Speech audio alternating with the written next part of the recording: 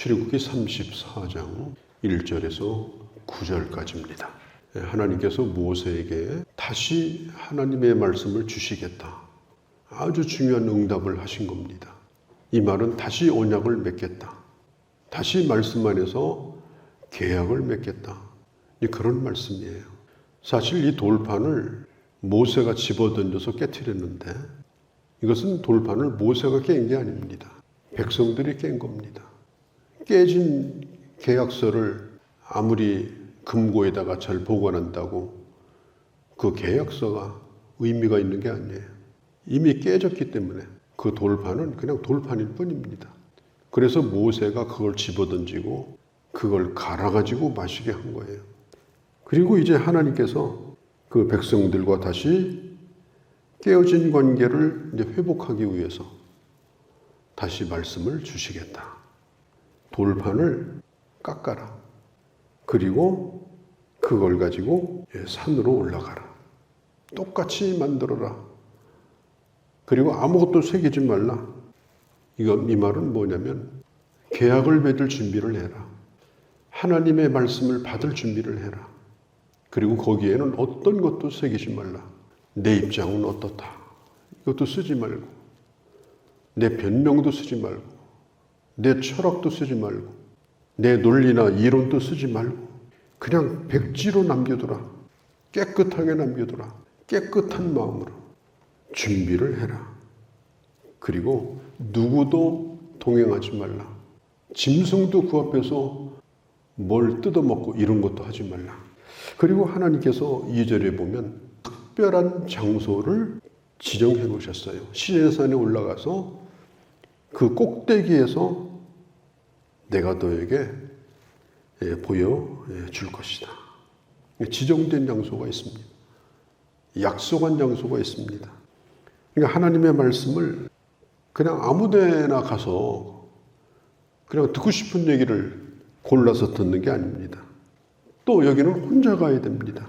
자, 모세는 백성들의 지도자입니다. 자, 백성들의 지도자인 이 모세, 사람들의 환호를 받고 환영을 받고 사람들의 존중을 받고 그리고 거기에 눌러앉아 있고 그러면 하나님의 말씀을 받을 수가 없어요. 군중을 떠나서 자기 홀로 하나님 앞에 서 있는 시간, 자기 있는 모습 그대로 사람들이 말해주는 자기가 아니고 자기 스스로가 잘 알고 있는 자기, 그 모습 그대로 하나님 앞에 서야 됩니다.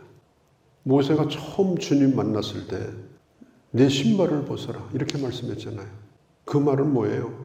내 있는 모습 그대로 홀로 하나님 앞에 서라는 것입니다. 우리가 말씀을 가르치는 사람이 사람들 앞에서 많은 말을 쏟아냈는데 실제로 하나님에게 들은 얘기가 없어요. 그 한 얘기는 누구 얘기가 되는 겁니까? 그리고 간증을 많이 했는데 실제로 숨겨진 얘기가 없어요. 하나님과 우리는 드러난 것보다 숨겨진 게 많아야 됩니다.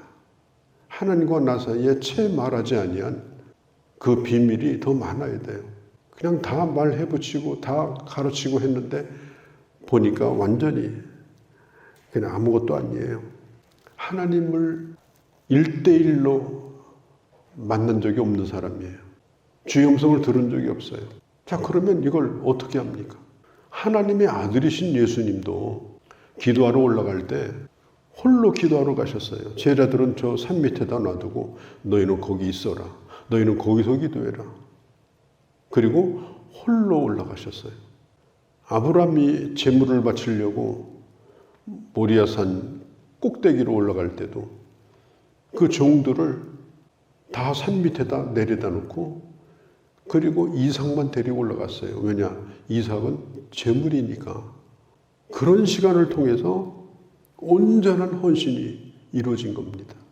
그래서 십자가를 지는 거고 그래서 온전한 제사를 하나님 앞에 드릴 수가 있는 거예요. 사람들은 이 독대하는 걸 참 좋아해요. 그것도 높은 사람, 훌륭한 사람, 중요한 사람, 그런 사람을 만나가지고 1대1로 시간 갖는 걸 좋아합니다. 그래서 지금도 저 청와대에 있는 분을 정치 지도자들이 틈만 나면 그러잖아요. 1대1로 만나자고. 또 종교 지도자들도 1대1로 만나는 걸 좋아해요. 그래서 거기서 오라고 하면 그냥 무조건 다 거기로 갑니다. 왜냐하면 자기도 하고 싶은 얘기가 있는 거예요. 그래서 뭐 30분이나 뭐 1시간 얘기한 걸 큰 영광으로 생각하고 특권으로 생각하고 자랑으로 여기고 그걸 아주 벽에다 달아놓고 나는 하나님을 독대하는 걸 정말 영광으로 생각하는가? 나는 정말 모든 걸 다 내려놓고 하나님과 독대하는 거, 그분과 깊은 대화를 나누는 거, 그걸 특권으로 여기고 있는가? 그걸 항상 내 마음에 소원하고 있는가? 이 시간이 필요한 겁니다. 왜? 하나님의 음성은 세미한 가운데 들려오거든요. 막 천둥치고 뭐 구름이 막 번쩍번쩍하고 그런 과정이 있을지 몰라도 실제로 주의 음성이 들릴 때는 세미한 가운데 들립니다. 그 모든 소리가 다 지나간 다음에 그 다음에 그 소리가 들리는 거예요. 우리가 살고 있는 세상은 문을 여는 순간부터 시끄러워요. 길거리 나가는 순간부터 시끄러워요. 소리가 안 들려요. 특별히 가장 조용한 시간이 언제겠습니까? 아침 시간이에요. 일과 시작하기 전에. 아침 시간에 말씀을 듣는 것은 이건 대단히 귀한 시간입니다. 왜? 그대로 들려지기 때문에. 빈 돌판이기 때문에. 아무것도 새겨진 게 없어요. 새기면 그대로 새겨져요. 그렇기 때문에 이 시간이 아주 중요해요. 온갖 소리를 다 듣고 저녁에 어떻게 정신 가다듬어 보려고 하면 졸음밖에 안 와요. 아무 소리도 안 들려요. 또 아침에 드리는 기도가 힘이 있습니다. 멀리까지 나가요. 대륙간 탄도탄처럼 강력하게 나갑니다. 그러나 저녁에 기도하려고 그러면요, 곧바로 그냥 잠들어요. 그러니까 이게 아주 중요합니다. 베드로후서 1장 19절에 보면 이렇게 말하죠. 이 하나님의 말씀은 사람이 기록한 게 아니다. 베드로후서를 펴면 그런 말씀이 쭉 나와요. 사사로이 기록한 말씀이 아니다. 하나님으로부터 받아 들은 것이다. 그러면 그 말씀을 대하는 우리는 어떠해야 되는가? 베드로후서 1장 19절에 이렇게 말합니다. 어두운 데서 비치는 등불같이, 샛별같이. 우리가 새벽에 눈 뜨면 동쪽 하늘에 샛별이 뜨잖아요. 해보다 조금 일찍 뜨는 게 샛별입니다. 그래서 어두울 때 샛별이 뜨고 날이 새는 거예요. 그러니까 날이 새기 전에 샛별이 먼저 떠야 돼요. 이 샛별을 같이 그 마음에 떠오르기까지 이 말씀을 주의해라. 이렇게 말하고 있어요. 아침 일찍이 하나님의 말씀에 마음의 등불을 켜고 그 다음에 하나님께서 보여주시는 샛별을 볼 수 있는 사람. 그 사람은 이제 아침 해가 뜨면 정상적으로 하루가 시작되는 겁니다. 그러니까 이게 아침 묵상 시간이 얼마나 중요한지 몰라요. 이걸 놓치고서 살면 그 하루를 도대체 어떻게 사는 겁니까? 이거보다 중요한 일은 없어요. 저는 어제 설교해달라고 해서 갔는데 이제 사람들의 관심은 제 새벽 방송 설교가 이제 관심이더라고요. 하도 많이 들어가지고 뭐가 궁금하냐 그랬더니 어떻게 새벽마다 그걸 녹음하냐. 내가 한 5년 했다고 하니까 어떻게 그게 가능하냐. 그걸 계속 물어보는 거예요. 밥 먹을 때도 물어보고 차 마실 때도 물어보고. 그래서 제가 한마디만 따겠습니다. 새벽에 계시받아서 한다고. 그건 사실이에요. 하나님으로부터 계시가 임하지 않으면 한 말씀도 녹음이 안 되고요. 한 말씀도 기록을 할 수가 없습니다. 그러니까 이건 제 경험으로 하는 얘기입니다. 조용한 시간에 새벽이 중요하다. 그분들이 그러는 거예요. 자기들은 방송 설교 듣다가 아니다 싶으면 1분 만에 꺼버린대요. 근데 제 건 많이 들었대요. 그래서 궁금하다고 그 얘기를 하는 거예요. 이게 아주 중요합니다. 하나님께서 야, 너 오후에 시간 있을 때 시내산에 올라와. 성경에 그렇게 기록하지 않았어요. 34절에 보면 아침에 일찍 일어나서 그 두 돌판을 손에 들고 여호와의 명령대로 산에 올라갔습니다. 2절에 봐도 아침에 준비하고 아침에 일찍 일어나서 그 시간이 바로 하나님의 말씀을 받는 시간이에요. 하나님 앞에 서는 시간입니다. 이제 하나님께서 이 돌판에 글을 새겨주기 전에 먼저 하나님이 말씀하십니다. 하나님 스스로가 자기가 누군가를 소개하는 말씀이에요. 아주 중요한 말씀입니다. 그게 6절이에요. 여호와께서 그의 앞을 지나가시면서 선포하시면서 이렇게 말합니다. 여호와라 여호와라. 하나님은 자기 이름을 소개하기를 여호와라고 소개합니다. 여호와라 여호와라. 하나님의 이름이 있는가 없는가? 하나님은 이름이 없어요. 왜 이름이 없느냐? 누가 지어준 적이 없어요. 우리도 이름을 다 누가 지어줬잖아요. 할아버지가 지어주든지 부모가 지어주든지. 하늘에 있는 별도 그 별을 발견한 사람이 다 이름을 지은 거잖아요.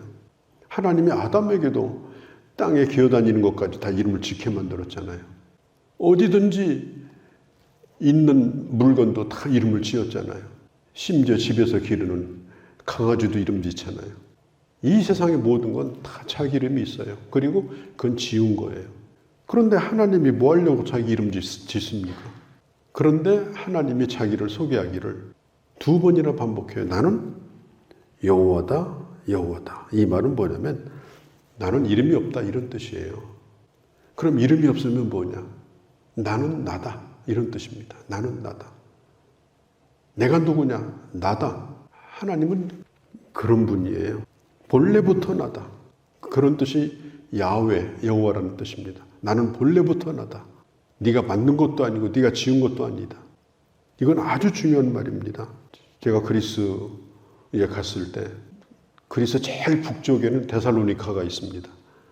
데살로니카, 그 다음에 빌립보에서 저 밑에 고린도까지 내려가는데 얼마나 이 버스를 오래 타는지 몰라요.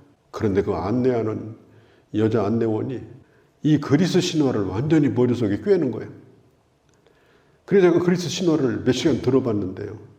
뭐 신들끼리 연애하고 애 낳고 또 신들이 얼마나 싸우고 이름도 얼마나 많은지 몰라요.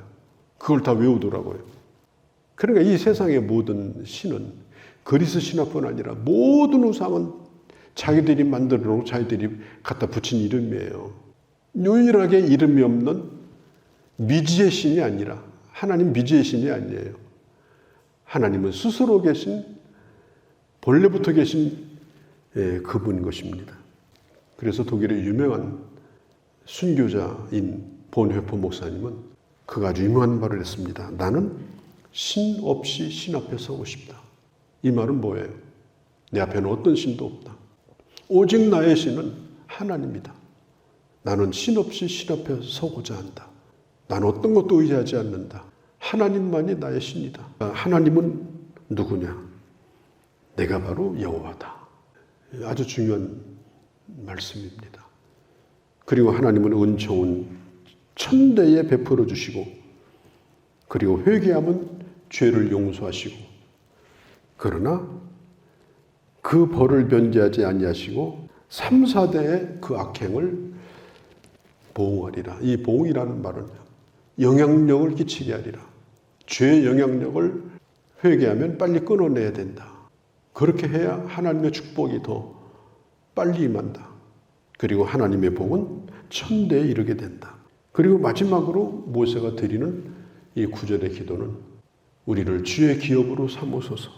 이스라엘 백성들이 얼마나 뻣뻣한지 얼마나 고집이 센지 그래도 우리 죄를 사하여 주시고 그리고 주의 기업으로 삼으소서. 오늘 이 모세의 말씀을 받는 부분 그리고 하나님이 주신 말씀 그 다음에 모세가 응답하는 이런 모든 과정들을 깊이 묵상하고 항상 해가 뜨기 전에 내 안에 하나님의 말씀의 샛별이 먼저 떠서 그리고 날이 밝았기에 하루가 시작되는 것이 아니라 말씀으로 하루를 밝히는 그런 참 신령한 하나님의 사람들이 되어주시기를 바랍니다.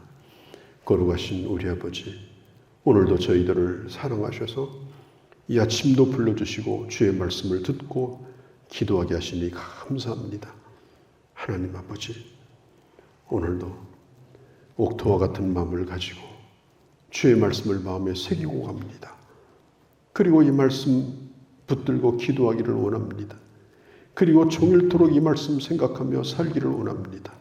이 시간도 신령한 은혜를 더하여 주셔서 저희들의 마음을 밝혀주시고 주의 음성을 듣는 귀한 시간 되게 하여 주옵소서.